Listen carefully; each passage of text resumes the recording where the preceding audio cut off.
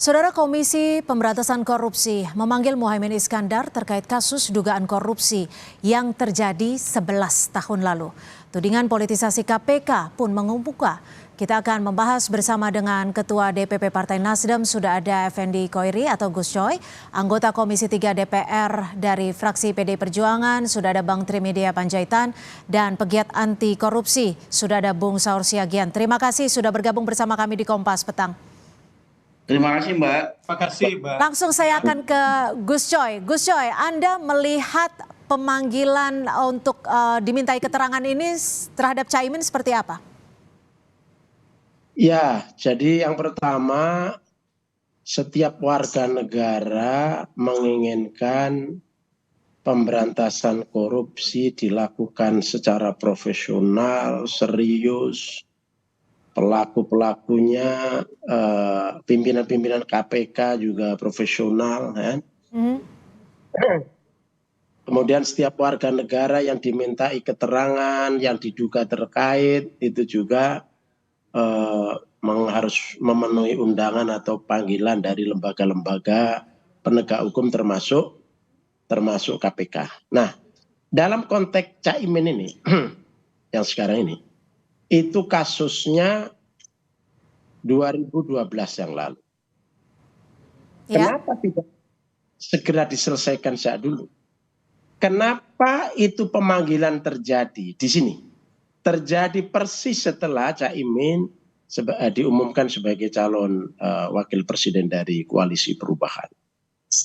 Ini kalau ada masyarakat publik berasumsi KPK tidak profesional, KPK ada unsur politiknya menjadi alat politik, KPK bukan sepenuhnya menegakkan hukum. Itu kan tidak terlalu salah. Ngapain saja selama 12 tahun ini? Kok baru begitu diumumkan menjadi calon presiden, calon wakil presiden, dan ada pemanggilan? Ada apa ini? Oke, baik. Ada apa ini? Jadi Anda menduganya ada hal yang salah. Saya akan ke Bang Saur. Bang Saur, menurut Anda bagaimana pandangan terkait pemeriksaan ini? Pertama saya kira apresiasi Caimin ya, bagaimana dia kooperatif, kewajiban konstitusional harus lakukan, dan besok dia akan dipanggil. Tentu kawan-kawan saya selalu kalau dalam konteks politik seperti itu, para politisi, saya pikir kita pahami kemudian itu dikaitkan kepada soal politik. Nah, saya tidak ahli di sana. Saya sebagai advokat, sebagai pegiat anti korupsi, mestinya KPK harus. Tetapi menurut saya begini, hal yang paling penting, karena ini menurut saya bahwa saudara Caimin adalah sebagai saksi jelas di KUHP, seseorang saksi adalah seseorang yang diduga seseorang yang melihat, mendengar, dan mengalami. Nah, kita tidak tahu apakah keterangan Caimin perlu, cuman kita harus ingatkan Mbak Clara, soal korupsi ini menurut saya adalah sesuatu yang sangat penting. Apalagi menyangkut presiden atau calon presiden, kita apresiasi KPK. Oke, maaf saya potong Bang Saur, tapi terkait dengan kasus ini bisa dibedakan tidak antara politik dan kasus hukumnya? Nah, mestinya itu yang menjawab Mbak Clara, KPK, karena kita tidak berkompetens untuk menjawab itu. Jadi itu sebabnya kita pahami analisisnya Gus Coy itu bisa kita pahami, kemudian semua ini kan menduga-duga. Cuman problemnya barangkali begini, saya kasih perspektif Mbak Clara. Dengan Cynthia, Bang Saur? Sorry, Mbak Cynthia. Ya. Kalau misalnya saya sendiri mengatakan bahwa soal korupsi ini, katakanlah kawan-kawan kita dulu, Saudara Joni Plate. Saudara Joni Plate tersangka, kawan-kawan Nasdem juga mengatakan yang sama kan, politisasi. Ternyata kejaksaan membuktikan sampai sekarang kasusnya kan ada di pengadilan sudah sebagai terdakwa. Nah, kalau kita lihat, ini kita menurut putusan. Kalau saya sebenarnya mendorong teman-teman di PKB atau Gus Coy, kalau memang katakanlah kita yakin kawan-kawan PKB firm bahwa Gus Imin atau Caimin tidak berbuat atau tidak diduga, harusnya harus didorong. Tetapi soalnya memang sekarang KPK, Mbak Cynthia, karena memang legitimasi KPK juga sedang bermasalah, kemudian ada tudingan seperti Gus Coy ini, saya bisa pahami gitu. Oke. Tetapi saya sebagai publik, ini tidak boleh apakah mau jelang pilpres atau apa, Baik, seseorang hukum itu tidak bisa baik. kemudian jadi jahat. Jadi artinya proses hukum tetap harus berjalan seperti itu.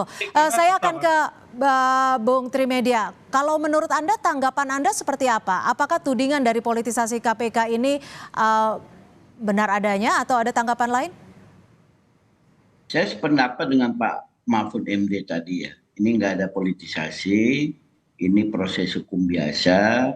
Dan saya kira sepanjang saya mengetahui KPK, karena saya terlibat dalam proses pembuatan undang-undang KPK, memang sulit untuk mengintervensi KPK. Walaupun KPK sekarang sudah dirubah undang-undangnya dan mereka dianggap dilemahkan. Nah, yang kedua, saya kira Caimin sudah menghitung begitu beliau menyatakan mau maju dari koalisi dengan Pak Prabowo, kemudian sekarang resmi jadi cawapres, beliau sudah menghitung bahwa masalahnya tidak ada, masalah hukumnya tidak ada. Dulu kan rame kita dengar tahun 2012 itu soal kardus durian. Oke. Dan saya kira dengan beliau berani maju seperti itu berarti clear. Nah, yang ketiga menurut saya lebih baik sekarang diperiksa seperti Pak Anies tempo hari. Kalau memang tidak ada persoalan hukum dan beliau tidak ada terlibat, paling tidak di dalam KUHP dua alat bukti tidak ada pada Caimin, ya tidak perlu ragu. Terus dan tidak akan mengganggu proses politik yang akan beliau lalui seperti itu, Mbak. Oke, jadi sudah tepat ya ketika Caimin besok akan hadir. Saya akan ke Bang Saur. Bang Saur, tapi ini kan ada tuduhan politisasi dari KPK. Apa sebenarnya yang harus dilakukan KPK agar menyatakan atau membuktikan tuduhan ini tidak benar? Kan prosesnya ini kalau saya tahu kan penyelidikan, jelas penyelidikan itu adalah mencoba untuk mencari barang bukti apakah ini bisa tindak pidana atau tidak. Nah, oleh karena itu saya kira firm saja KPK melakukan kerja-kerjanya, dan tolong juga dipahami kalau ada pendapat Gus Coy kemudian seperti itu sah saja. Cuman saya malah mendorong kawan-kawan di partai pengusung misalnya, karena ini soal simpati yang mau dia bangun, harusnya didorong. Tetapi jangan dikait-kaitkan. Memang kalau kita kaitkan karena ini sudah tahun politik, itu menurut saya kontraproduktif malah kepada calon. Kenapa nggak dimanfaatkan ini misalnya menjadi katakanlah alat kampanye politik? Misalnya kemarin itu Erlangga diperiksa, sampai sekarang ini kan kita belum tahu. Dito kemarin diperiksa, kemudian tahu. Jadi presumption of innocence yang dibangun itu mestinya kawan-kawan ini memanfaatkan momentum ini, bahwa kalau memang kita firm yakin bahwa Caimin tidak melakukan, ya didorong saja gitu loh. Baik, baik Gus Coy, bagaimana Anda menanggapi ini? Jadi jika yakin ya firm saja. Lalu bagaimana Anda juga dari partai pengusung menanggapi bahwa pembuktikannya bahwa Caimin memang akan diperiksa besok? Jadi Caimin hadir, saya kira itu bagus. Kami yakin bahwa Caimin tidak terlibat karena menurut informasi yang kami terima dari kawan-kawan di sana, sudah gelar 8 kali atau 7 kali gelar perkara ya. Itu tidak ada bukti apa-apa. Itu kita bukan mempersoalkannya dia terlibat apa tidak terlibat. Ya, dia nanti masuk apa tidak, bukan soal itunya ya. Tapi KPK mengapa memanggil persis setelah Caimin diumumkan menjadi calon wakil presiden? Selama 12 tahun kasus ini kan nganggur, nggak diurut. Kenapa itu? Nah itu aja pertanyaannya. Kenapa? Tapi Mahfud MD kan juga sudah menegaskan ini hanya proses biasa, hanya untuk meminta keterangan. Iya betul. Mengapa nggak sejak kemarin-kemarin, bulan-bulan kemarin, tahun-tahun kemarin dimintai keterangan?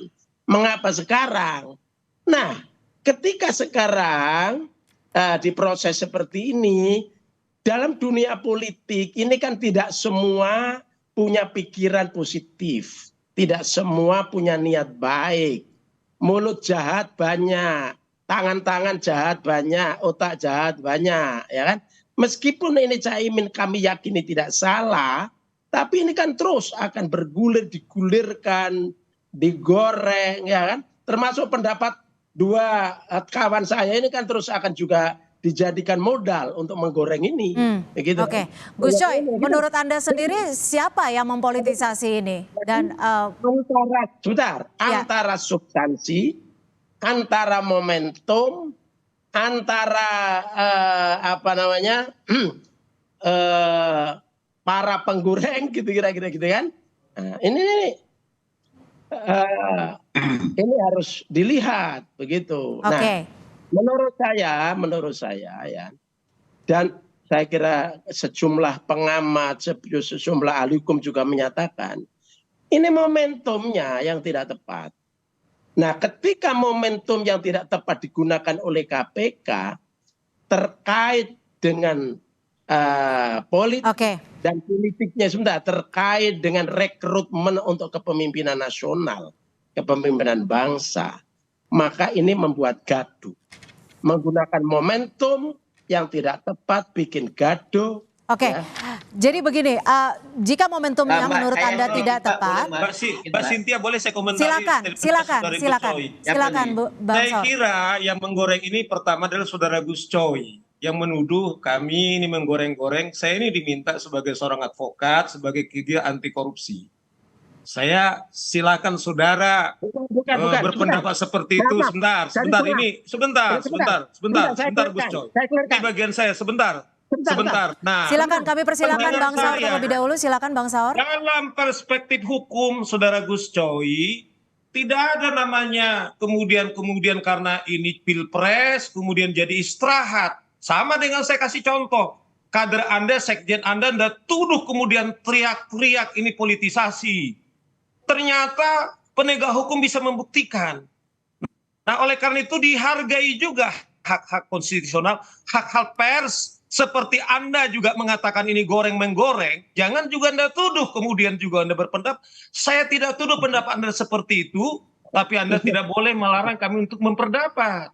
Nah, soal KPK, saya bilang saya tidak tahu ini politik apa tidak. Seperti dibilang Bung Trime tadi itu ada kasus Nuria. Tetapi Anda baik, Bang Saur, kita berikan kesempatan sedikit Gus Coy untuk menanggapi singkat sebelum saya ke Bang Trimedia. Bang Saur tadi salah menangkap saya. Saya tidak. Anda mengatakan dua orang ini jadi menggoreng-menggoreng. Bentar. Saya tadi mengatakan pendapat dua orang ini akan digoreng oleh orang-orang. Bukan dua sahabat saya ini menggoreng, bukan. Makanya saya tadi sejak awal ingin klarifikasi.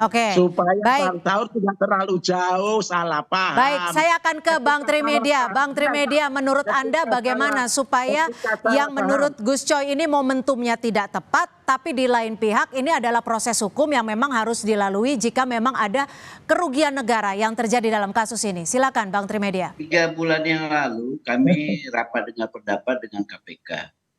Dan pimpinan KPK menyampaikan bahwa mereka menyadari banyak tunggakan perkara yang mereka akan selesaikan. Terutama setelah definitif pimpinan KPK yang sekarang, Pak Firly dan kawan-kawan, ada perpanjangan 1 tahun. Jadi itu yang mereka mau lakukan. Dan saya kira kasus 2012 ini salah satunya. Ada kasus-kasus lain yang juga baru diselesaikan oleh KPK. Jadi kedua, menurut saya pimpinan KPK juga atau juru bicara KPK harus menjelaskan seperti apa kasus dan ini masuk lidik atau sidik sudah. Itu yang perlu disampaikan. Apalagi tadi Gus Coy bilang ada yang mereka dengar ada beberapa kali gelar ya, supaya semuanya terang dijelaskan. Tapi yang jelas seperti saya sampaikan tadi Mbak, bahwa KPK mengakui banyak tunggakan perkara. Banyak mungkin perkara-perkara selain Gus Coy ini yang juga akan digulirkan oleh KPK ke depan ini. Dan KPK tidak ada menyampaikan seperti apa yang disampaikan oleh Kejaksaan Agung bahwa di tahun politik ini mereka tetap tidak menangani kasus-kasus yang menyangkut orang-orang politik. Seperti itu, Mbak. Baik, kita akan nantikan pemeriksaan besok yang akan dihadiri oleh Caimin. Terima kasih sekali lagi Ketua DPP Partai Nasdem, Effendi Hoiri. Sedikit. Jadi, Singkat saja, Gus Coy, singkat saja. Ini jangan salah paham. Saya bukan menuntut Anda berdua, tapi pendapat Anda itu bisa dijadikan alat untuk menggunakan. Baik, sudah kita tangkap, sudah diklarifikasi. Terima kasih. Yakin Gus Imin tidak bermasalah, no problem. Baik, sudah ada jalan tengah, tidak masalah. Terima kasih Gus Coy, dan terima kasih juga Bang Trimedia Panjaitan, anggota Komisi 3 DPR RI fraksi PD Perjuangan, dan juga terima kasih Bang Saur Siagian, advokat yang juga pegiat anti korupsi, sudah bergabung bersama kami di Kompas Petang.